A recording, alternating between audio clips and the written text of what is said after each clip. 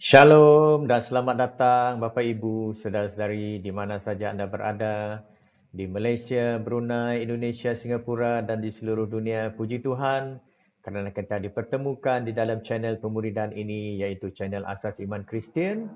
Nama saya Marcus. Sebelum kita menghabiskan kira-kira 15 ke 20 minit untuk sama-sama belajar topik mentor dan pemuridan, ya, mempersiapkan generasi berikutnya, saya pimpin kita di dalam doa. Bapa di syurga, terima kasih Tuhan kerana Engkau telah mempertemukan kami di dalam channel ini, ya Bapa. Saya berdoa mohon Roh Kudus-Mu mengurapi kami Tuhan, memimpin kami Tuhan, agar kami lebih mengerti firman-Mu untuk kami menjadi garam dan terang-Mu di dunia ini. Di dalam nama Tuhan Yesus Kristus, Tuhan dan Juru Selamat-Mu, kami sudah berdoa dan mengucapkan syukur. Haleluya. Amin. Selamat datang sekali lagi Bapa Ibu. Ya. Saya Marcus, seperti yang saya katakan tadi, ya, kita akan menghabiskan masa lebih kurang 15 ke 20 minit untuk belajar topik mentor dan pemuridan. Mentor adalah membimbing, ya, membimbing, mengajar orang lain, berkongsi ilmu pengetahuan, kemahiran dengan mereka, dan pemuridan adalah kita membangunkan iman orang yang percaya, ya. Bermula daripada mereka menerima Kristus, mereka adalah seperti bayi yang baru lahir, kata Paulus, ya, yang hanya makan minum susu sahaja, ya, makan makanan yang lembut sahaja. Dan kemudian kita memuridkan mereka, membimbing mereka di dalam perjalanan iman mereka, sehinggalah mereka mempunyai iman yang bertumbuh berakar dan berbuah, ya, dan menjadi matang dalam imannya. Jadi apakah kata Alkitab tentang kita menjadi mentor atau pembimbing dan juga melakukan pemuridan? Sama-sama kita lihat Bapak Ibu, ya. Yang pertama sekali Bapak Ibu saudara-saudari, untuk kita menjadi mentor dan memuridkan orang lain dalam perjalanan iman mereka adalah satu amanat agung yang telah diperkatakan oleh Tuhan Yesus Kristus sebelum dia naik ke syurga. Ini adalah kata-kata terakhir Tuhan Yesus Kristus dalam rupa sebagai manusia sebelum dia diangkat ke syurga, iaitu dia memerintahkan kita untuk memuridkan semua bangsa. Ya. Ayat yang sangat popular dalam Alkitab, Matius 28 ayat 19 dan 20.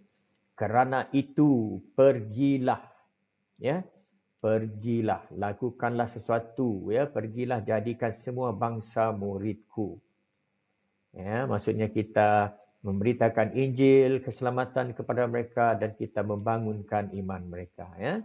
Ajarlah mereka melakukan segala sesuatu yang telah kuperintahkan kepadamu.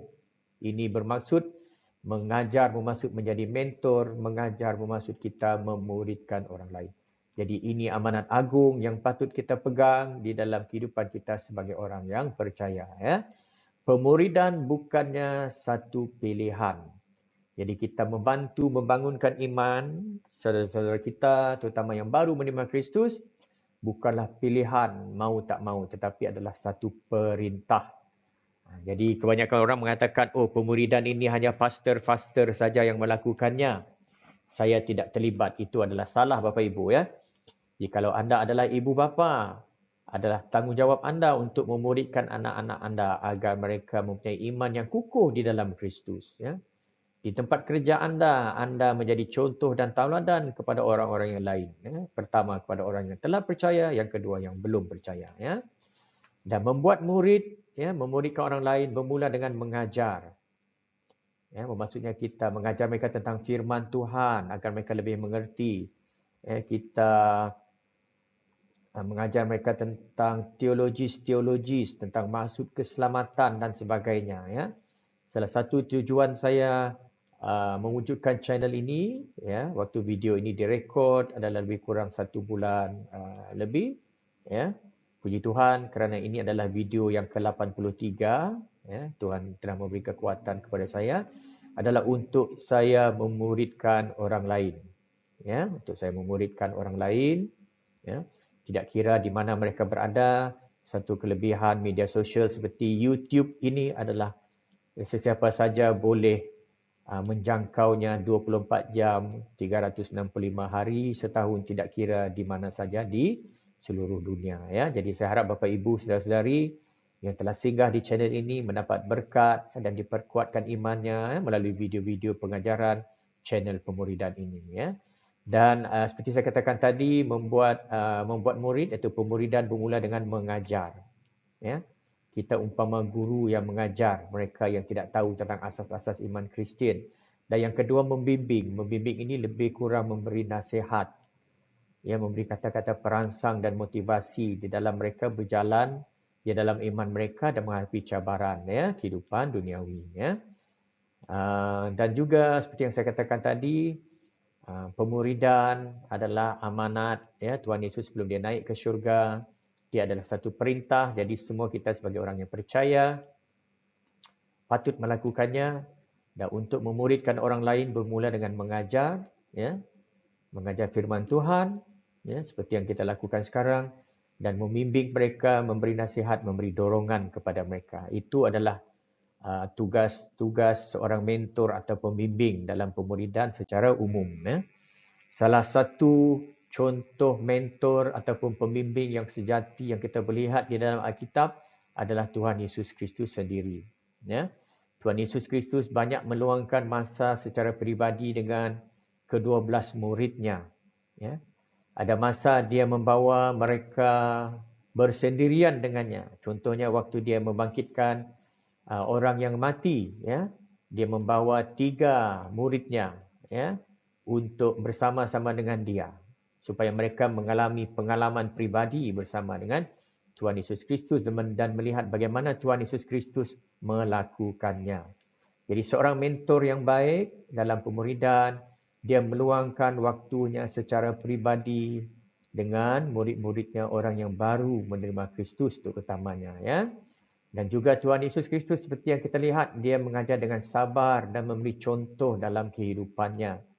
Contohnya dia merendahkan diri, membasuh kaki murid-muridnya. Ini adalah kepimpinan melalui tauladan.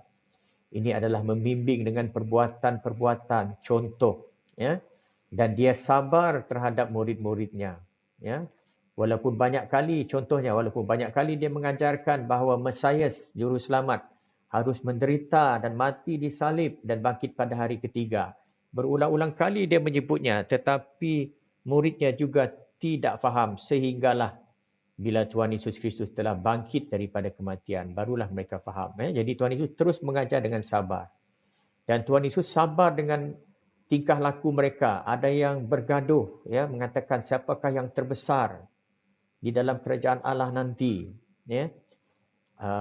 Contoh yang terbaik adalah Petrus yang terlalu cepat untuk berkata-kata. Ya. Kadang-kadang dia menyebut perkara yang di luar fikiran. Ya. Contohnya bila Tuhan Yesus Kristus membasuh kakinya, kemudian dia kata, kalau begitu basuhlah seluruh kepala saya, katanya. Jadi Petrus ini adalah contoh murid yang bercakap dulu, berfikir kemudian. Tapi Tuhan Yesus tetap sabar dengan Petrus. Ya. Petrus menyangkal dia 3 kali. Ya. Tuhan Yesus membangunkan dia kembali. Ya. Jadi ini contoh kesabaran Tuhan Yesus sebagai seorang mentor kepada murid-muridnya. Ya. Dan Tuhan Yesus juga membentuk karakter muridnya melalui tingkah lakunya, ya, dan melalui hubungan yang rapat dengan mereka. Ya. Jadi ini adalah kehidupan kita sebagai seorang mentor, pembimbing, ya, murid-murid kita dalam perjalanan iman mereka. Saya percaya Bapa Ibu saudara-saudari pun, ya, iman anda pun bertumbuh kerana ada seseorang yang menjadi mentor dan pembimbing anda. Kita sebagai pengikut Kristus tidak ada yang dapat membangunkan imannya bersendirian. Kita memerlukan saudara seiman yang lain untuk membimbing kita. Ya. Yohanes 13:15, Tuhan Yesus Kristus sendiri mengatakan, sebab aku telah memberikan suatu tauladan kepadamu, supaya kamu juga berbuat sama seperti yang telah kuperbuat kepadamu. Jadi seorang mentor, pembimbing yang berkesan, selain daripada dia mengajar, ya, melalui percakapan, dia juga mengajar melalui perbuatan. Bahkan perbuatan inilah bahan pengajaran, contoh model yang terbaik dan yang terkuat yang memberi dampak ataupun impak yang paling kuat kepada murid-murid yang kita ajar. Ya. Seorang mentor yang baik menjalin hubungan yang rapat dalam proses pemuridan. Seperti yang kita lihat pada Tuhan Yesus Kristus, ya, dia mengenali murid-muridnya dengan dekat, ya, dia mengenali dengan rapat murid-muridnya yang ke-12 orang ini, ya. Dan asas hubungan mentor dan murid, ya, adalah dibina di atas kasih dan kepercayaan. Ya. Kerana kita sebagai mentor ini, bila kita mendidik anak murid kita kerana mereka belum matang di dalam iman dan sebagainya, ya, kadang-kadang berlaku konflik atau pertelingkahan ataupun mereka melakukan sesuatu yang mungkin bertentangan dengan firman Tuhan kerana iman mereka belum matang. Jadi kalau kita membimbing mereka tidak ada kasih, ya, maka kita mungkin boleh hilang sabar. Kita mungkin boleh menggunakan kata-kata yang kasar yang kita tidak sengajakan. Jadi kalau anda sedang memuridkan seseorang, ya, ataupun sekumpulan murid pada ketika ini dalam iman mereka, berdoalah kepada Roh Kudus untuk memberi anda kasih dan kesabaran. Dan yang kedua, hubungan antara mentor dan murid ini penting adalah kepercayaan. Jikalau murid yang kita bimbing itu tidak percaya kepada kita sebagai mentornya, maka sia-sialah pekerjaan kita. Jikalau murid-murid Kristus tidak percaya kepada Kristus, maka hubungan guru ataupun mentor dengan murid itu akan terputus begitu saja. Dan kepercayaan ini dibina melalui kasih. Kepercayaan ini dibina melalui contoh tauladan yang baik yang dilihat kepada mentornya, ya. Dan mentor juga perlu hadir secara konsisten, sanggup meluangkan masa, ya, bertemu muka. Kalau tidak dapat bertemu muka secara online seperti yang kita lakukan begini, ya. Jadi yang penting seorang mentor perlu mengorbankan masa secara konsisten. Ini juga sesuatu yang mencabar sebab kadang-kadang kita ada pekerjaan kita sendiri, kita ada bisnes kita sendiri, kita ada keluarga yang kita perlu uruskan, tetapi inilah pengorbanan yang perlu kita lakukan. Ya. Sama seperti Paulus, walaupun dia perlu mengkabarkan Injil, ya, ke seluruh dunia pada masa itu, ya, dunia tempat dia Tuhan panggil dia, ya, di Eropah, di Asia pada ketika itu, ya. Tetapi juga dia mengorbankan masa untuk mendidik muridnya seperti Timotius. Timotius ini adalah salah seorang muridnya yang terkenal, ya. Contoh lain adalah seperti dia juga membimbing Lukas yang menulis Injil Lukas dan juga Kisah Para Rasul. Dia juga seperti Petrus, ya, dan juga Paulus yang membimbing Markus, yang membawa Markus dalam perjalanan-perjalanan misioneri mereka. Ya. Pemuridan bukan sahaja mengajar tentang firman Tuhan, teologi dan sebagainya, tetapi juga membimbing dalam kehidupan, memberi nasihat-nasihat, menangani konflik masalah dalam kehidupan, memberi dorongan dan motivasi ketika murid kita menghadapi masalah, cabaran dan tentangan. Ya. Jadi 1 Tesalonika mengatakan, Bapak Ibu, saudara-saudari, demikianlah kami, ya, kami ini adalah Paulus, ya, dan juga rasul-rasul yang lain, dalam kasih sayang yang besar kepadamu, bukan saja rela membagikan Injil Allah kepadamu, tapi juga hidup kami sendiri.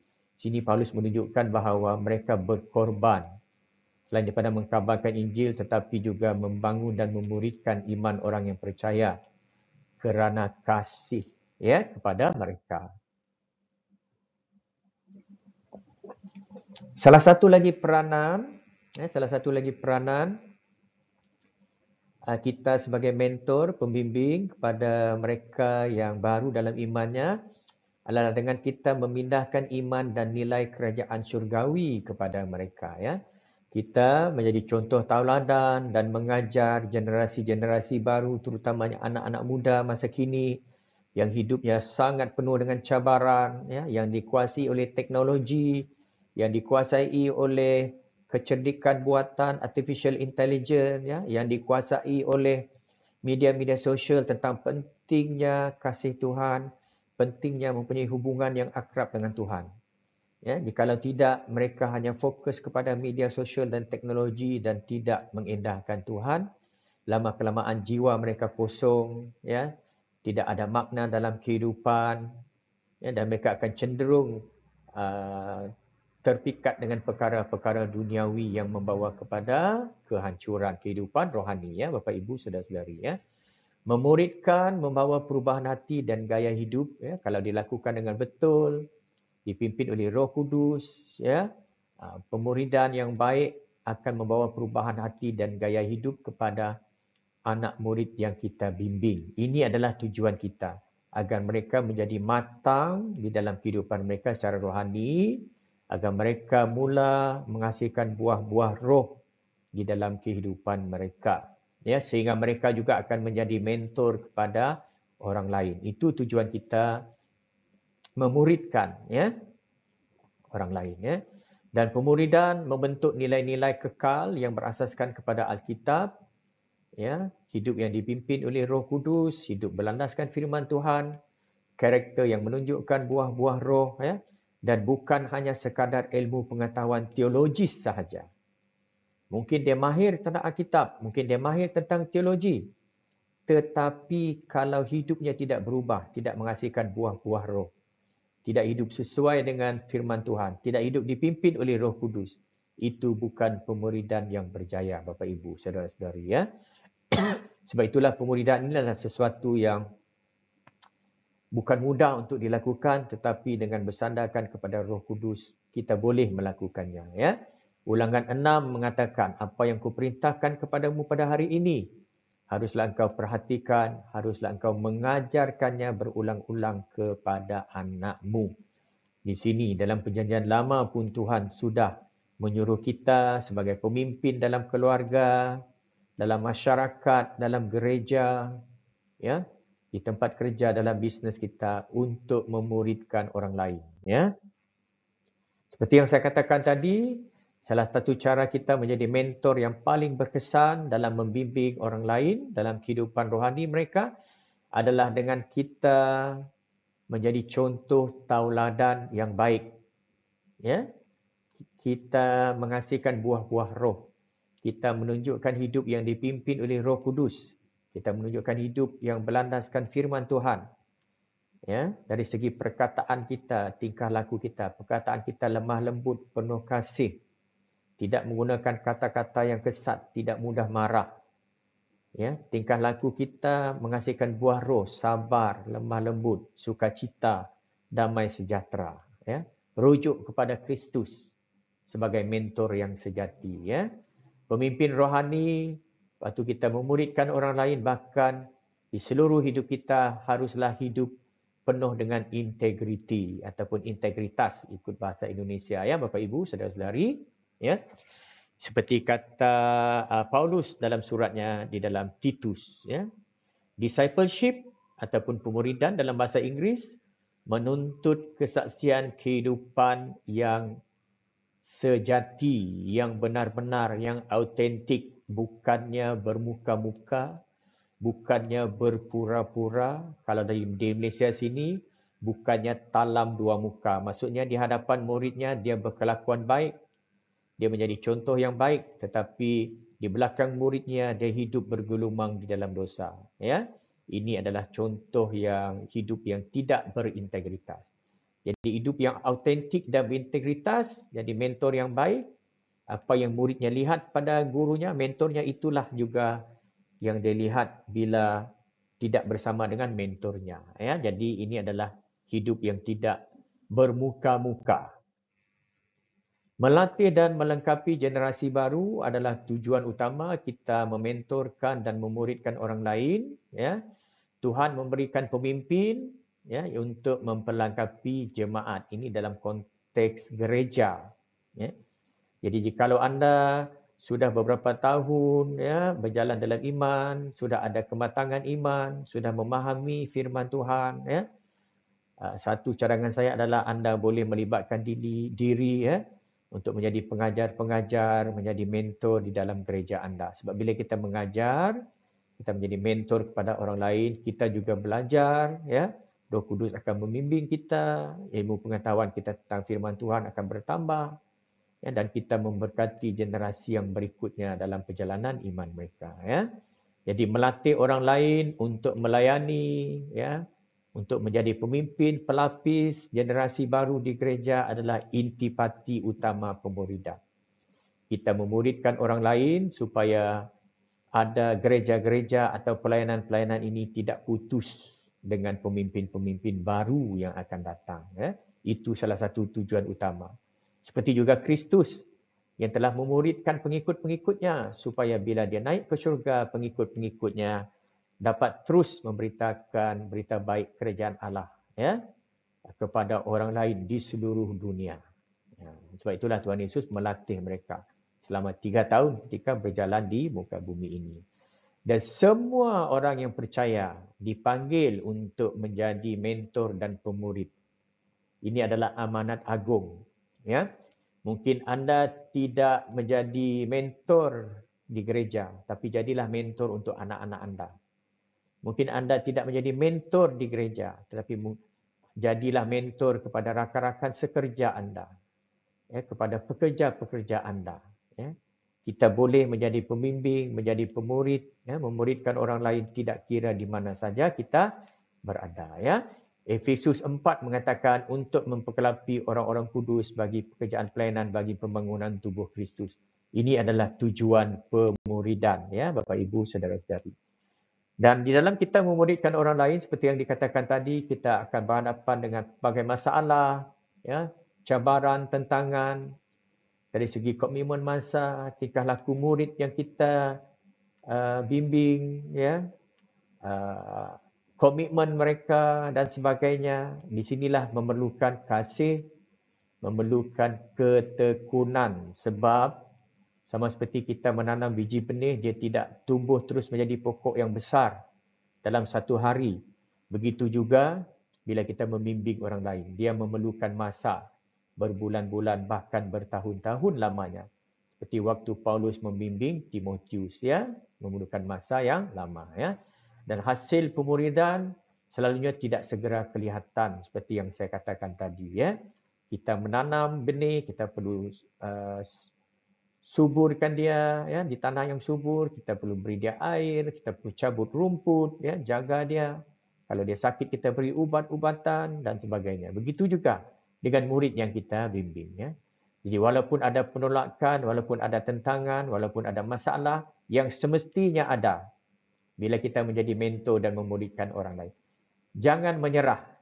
Terus minta dibimbing oleh Roh Kudus, ya, senantiasa. Mohon Roh Kudus memberi kita kekuatan, memberi kita kesabaran, ya, dalam kita membimbing orang lain. Nescaya Tuhan akan memberkati kita. Sebab kesan kita memuridkan orang lain itu, kita menghasilkan pemimpin-pemimpin baru dalam Kristus dan mereka akan memberi impak yang lain. Jadi apa yang kita lakukan pada masa sekarang akan memberi kesan pada generasi-generasi yang seterusnya. Seperti yang dilakukan oleh murid Kristus 2000 tahun dahulu, kesannya sehinggalah pada hari ini, ya. Jadi kalau murid Kristus dulu tidak memuridkan orang lain, maka gereja pada waktu itu akan pupus dan hilang begitu saja dan tidak sampai kepada kita pada hari ini. Kerana mereka setia, tekun memuridkan pada walaupun Tuhan Yesus telah naik ke syurga. Kerana itulah anda dan saya menerima Kristus. Kerana itulah anda dan saya iman kita bertumbuh di dalam Kristus. Semuanya adalah kerana pemuridan, ya. Untuk menjadi mentor dan guru dalam proses pemuridan yang baik, kita perlu berdoa, ya.